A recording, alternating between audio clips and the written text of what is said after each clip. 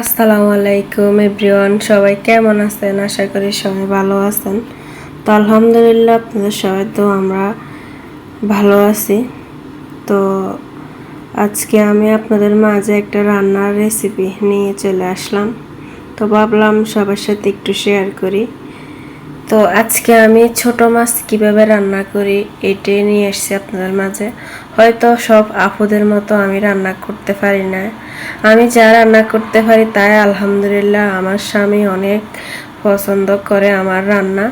সবসময় ওর মনের মতো রান্না করার চেষ্টা করি। সবাই চেষ্টা করে সবার হাজব্যান্ডকে খুশি রাখার জন্য।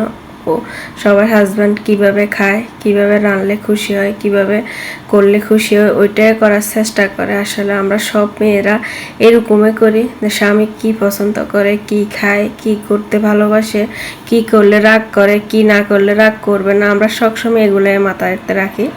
সব আপুরা কি আমার মতো?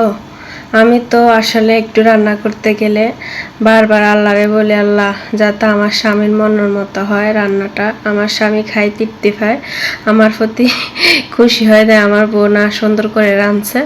আসলে অবশ্যই কমেন্ট বক্সে জানাবেন, আর আমার পেজটা ফলো দিয়ে আমার পাশে থাকবেন। ভিডিওটা ভালো লাগলে অবশ্যই শেয়ার করতে ভুলবেন না, আর আমারে অবশ্যই আপনাদের পাশে পাবেন ইনশাল্লাহ। সবসময় সবাই সাপোর্ট করবেন, সাপোর্ট পাবেন। আমরা আপনাকে সাপোর্ট করবো না, আমি আপনার থেকে সাপোর্ট আশা করব, এটা ভুল। আমি যদি আপনাকে সাপোর্ট করি, আপনি অবশ্যই আমাকে সাপোর্ট করবেন, এইটাই দুনিয়া। তো দেখেন, দেখতে দেখতে আমার অনেক কথা বললাম, কিন্তু মাছগুলো আমি ধুয়ে সুন্দর করে আগে রাখি দিছি।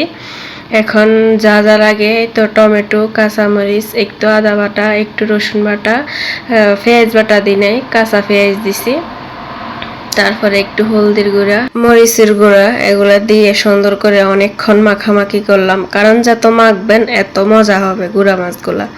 তো সব কিছু দিয়ে একটু আমি হাত ধুয়ে একটু পানি দিয়ে দিছি, তো বসায় দিছি। দেখেন একটু ডাকনা দিছি, বেশি ডাকনা দিই নাই।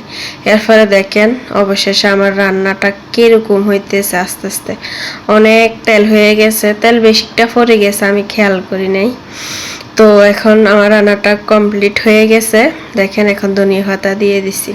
তো আমার রান্নাটা কেমন হলো আপুরা অবশ্যই বলবেন, ভাইয়ারা অবশ্যই বলবেন।